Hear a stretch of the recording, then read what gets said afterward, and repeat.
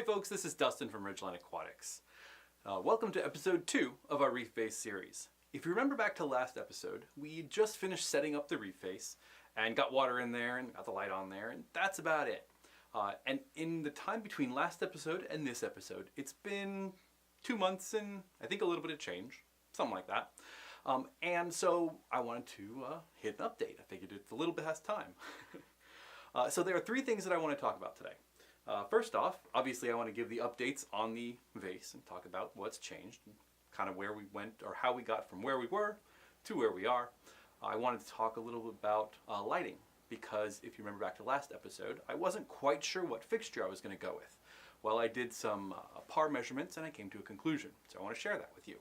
And then finally, I want to talk about the corals that I did add to the tank and the criteria for what corals I'm going to put into this reef vase. So for the first week or so, I did what most of you guys do when you set up a new tank. You take a little bit of food, or sometimes you'll get like a grocery store shrimp, and you throw it in the tank and you let it decompose and kind of funk up the water.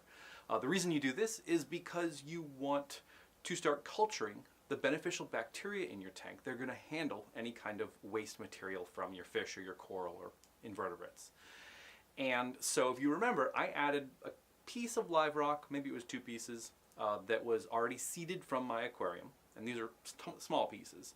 And then all the rest of the rock was dry, dead rock. And then I also added some live sand from the bottom of one of my established aquariums. So the thinking is, well, with that little piece of live rock and the live sand, any bacteria that's in that will fairly quickly transition into the rest of the tank. And that's exactly what happened. After throwing in food every couple days for about a week, I tested it, and there was no ammonia, no nitrite, and very, very, very little nitrate. And so I felt comfortable with going ahead and putting the first couple corals in there. I did a big water change because that's what you're supposed to do every week. With the reef vase, you change the water.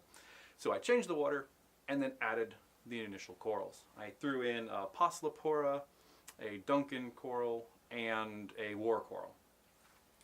And for the most part, they did great. I say for the most part because I then kind of messed things up. In one of the subsequent weeks, I accidentally dumped sand on the war coral. It was up until that point very happy, and I didn't notice that I dumped sand on the war coral.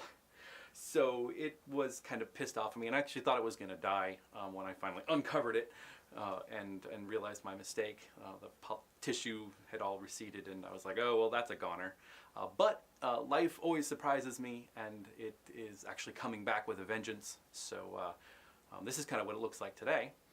So you can see that the flesh is coming back from around each of the polyps, and color is coming back, so that's looking good. I'm actually pretty happy about that. The Possilopora was doing well, and then I fried it with light, yeah, I'll tell you more about that as soon as I talk about lighting. And then the Duncan is doing great. It's got, it started with 1 head, and it now has 3. I give it a little bit of food every couple days, and he is very, very happy. So those were the initial corals that I added. And then I just kind of let the tank sit, because I am in the tortoise or the hare race. I am slower than the tortoise when it comes to setting up aquariums.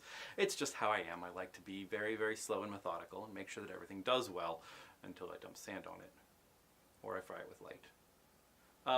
But anyway, so after that kind of initial couple weeks, the tank transitioned into the beginning gross tank phase. And if any of you kept a reef tank, which I imagine all of you have, you know what I'm talking about. So that's when you get a little bit of a diatom bloom. Diatom's that brown algae that kind of covers everything in what almost looks like a brown dust.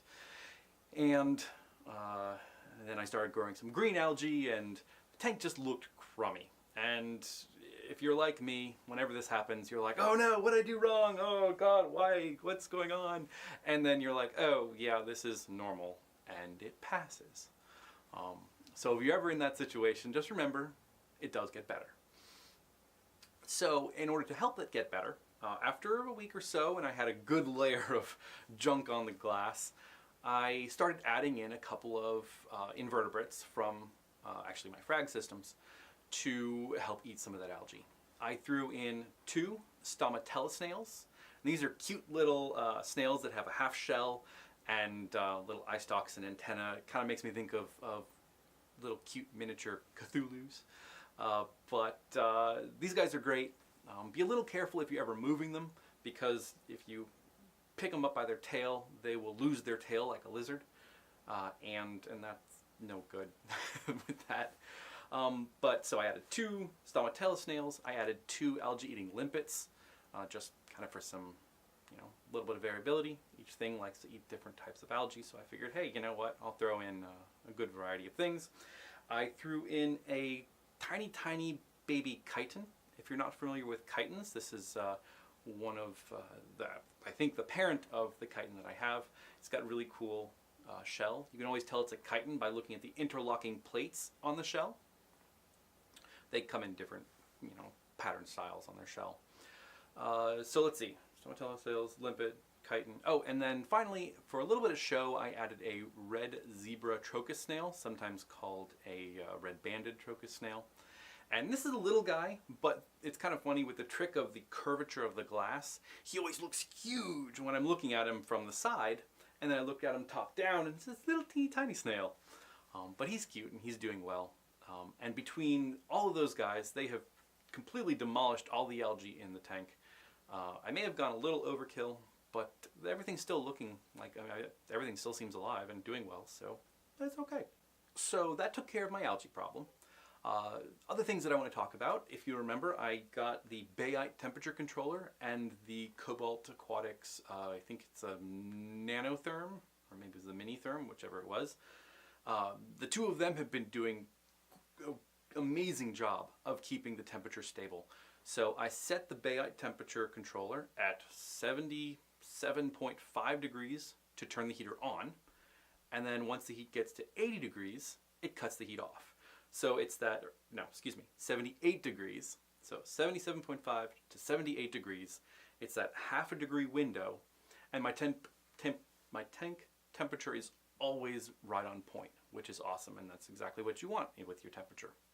So another thing that I did, I actually changed the way I delivered air to the aquarium. I'm still using the same, air pump, but whereas before I was using an air stone, I now switched that just to an open tube. And I did that for a couple of reasons. Well, I did that for one main reason. I really loved the look of those fine bubbles filtering up between the rocks. I thought that was really cool. And actually, I took a little bit of advice. I played with a wooden air stone to get even more fine bubbles. But the problem is, the finer the bubbles, the more laminar flow it creates. So it creates a very nice, smooth column of water that goes up and then comes down the sides.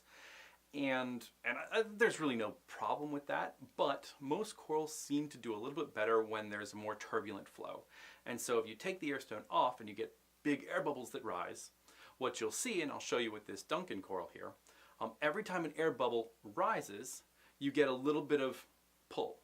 And you can see the tentacles kind of pull a little bit in and pull a little bit in. You still have that flow that comes up the tank and around and down the sides, up the middle and down the sides, but it's a little bit more punctuated flow and a little bit more turbulent, which most corals seem to really like.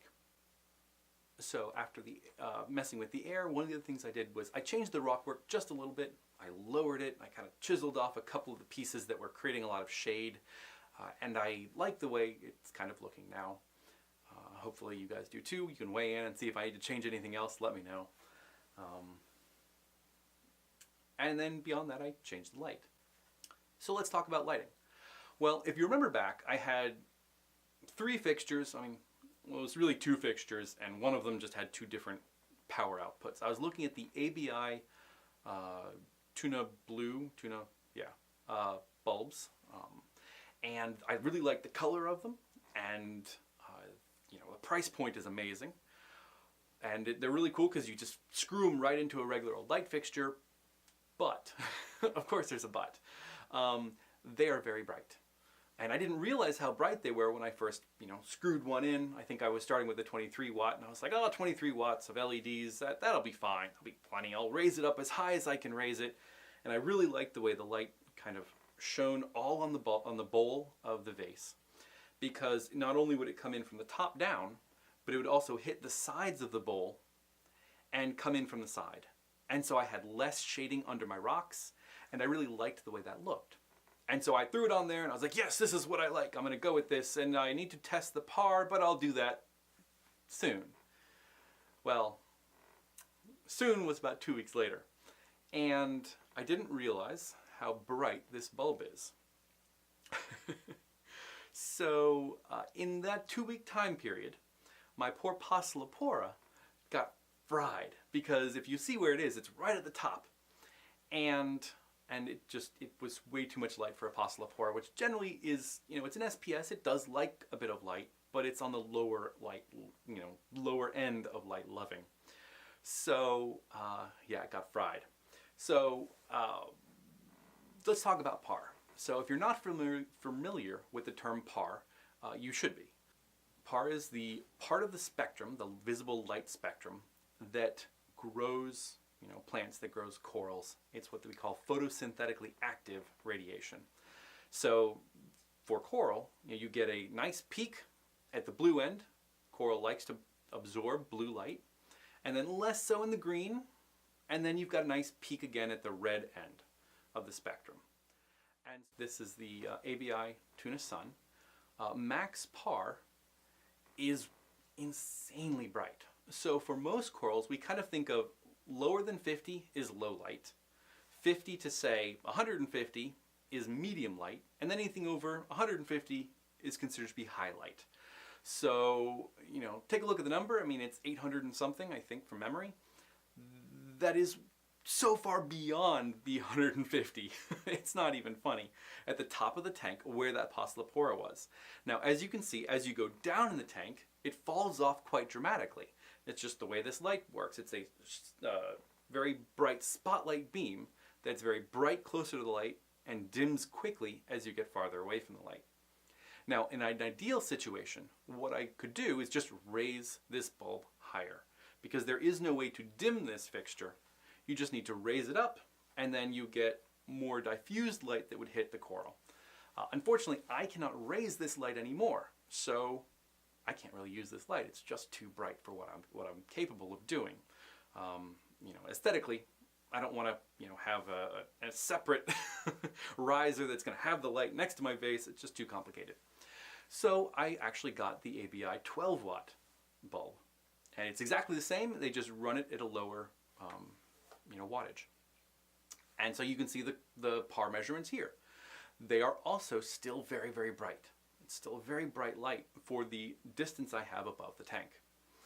So then finally I decided, well, I'm kind of a little discouraged. I was hoping for these cheap lights, because I'm thinking cheap vase, cheap lights, we want cheap reef tank that still looks really cool. But it's very bright. You could still do that just when you're designing your reef vase, whatever you're going to put the reef vase on, make sure you can raise the light higher, and that would solve the problem. So then let's take a look at the Kessel. The Kessel A80 was kind of my fallback choice, because I had it laying around. I was like, well, I like Kessels. Kessels have that nice color spectrum. They've got, you can change the intensity, you can change the color spectrum itself. You can make it more white, more blue. It's up to you. And so I always like Kessels, but they're more expensive. That's really the downside. But then you look at the par here, and this is at max intensity. We've got actually pretty nice par at the top. If I wanted to keep acros or something, this would be a great par for them. At this point, not really thinking about keeping acros in a reef vase, but maybe I'll be that crazy guy that keeps acros in a reef vase. I think that'd be kind of cool, but we'll give it a little while. So, one of the things that you can see is that it, with the Kessel, it's, nice and bright at the top, and then it falls about, spectrum falls off as you get farther away, but even all the way at the bottom, it's a nice spectrum for things like mushrooms or, what have you that you might want to keep down there. Maybe some akins. So I actually decided to go ahead and stick with the Kessel A80. I do keep that a lot closer to the tank, as you can see here, than I would keep the ABI bulb, but it works really well, so I'm not going to complain. The only downside is that poor nuked Passalapora. I actually thought it was going to die for a long time. It was, you can see part of it has a little bit of algae growing on it because there's no tissue there at all. But again, life will find a way if you can create an ideal situation and or ideal circumstances. And Polypora is quite a hardy coral, so it didn't get nuked to oblivion. And you can see, you know, the polyps are actually coming out now. It's looking pretty good. So yeah, I thought I killed 2 corals, and actually both of them are coming back. So yay! So finally, let's talk about coral. So I have since added a whole bunch of coral. Once I kind of got the tank through that gross phase, I went and I added a couple of more things. I just kind of went down to you know, our frag tanks, and I just said, ooh, I like that one, ooh, I like that one. And so what I've added, and I've got a list here because I wouldn't remember otherwise. I started with corals that I just have a lot of, that are hardy, that are cheap. So that was the Duncan, the war coral, the Polypora. And then I started adding zoas in because zoanthids are quite hardy. I added in, where are my zoas? I added in a couple of RA you know, zoas that I have, you know, kind of exclusive, I guess, I don't know, whatever you want to call it. Something I'm calling a Kiwi Starburst, really cool looking coral, a Purple Explorer, and then I added in some, you know, things that you guys are going to know. So like I added in some Sunny D's, I added in Valentine's Day Massacres, I added in some Jungle Juice, and they are all doing, for the most part, pretty well. The Valentine's Day Massacres are probably a little high. They're probably getting a little bit too much par. I've turned the intensity down a little bit, but I think what I probably should do is just pull them off the rock. I super glued them to the rock so they don't go anywhere. I think I need to just pop them off and lower them. Especially V-Day Massacres, they, in my experience, they like lower light than some of the other zoas. So I probably need to do that, maybe the next water change, maybe by the time I do another video, you guys will see them lower and looking better. Because they're looking a little pale, but other than that, they're looking okay. So what else did I add? So I added another, what I'm calling an alien war coral. It's just a reverse war coral. I added in a Dragon Soul Favia that, again, actually I added in, was in there when I had the ABI bulb in there, so that was looking very, very bleached, but it's starting to get some good color back in it. You can see a little bit of ring of green coming back in there. It's starting to darken up. I'm happy with that. I added an RA Autumn Harvest Leptastria. This is a really pretty kind of gold-orange Leptastria that grows really well, and it's actually grown a ton since I added it in here. I added a blue-green Recordia mushroom. I love Recordia. I don't know why I love them. They just look really cool. And then I added in a Worldwide Corals C3PO litho. Now, from what I've been able to find, that's a fairly rare coral. I haven't seen a lot of people with it, and it's kind of pricey. So one of my favorite corals. So I was, you know, down at my frag systems, like, ooh, I've got a spare, you know, frag of litho of C3PO. I'm gonna just throw it in here. Okay, it's doing well, so I guess that's not a problem. Let's see, what else? Did I add anything else? I think that's it. Yeah.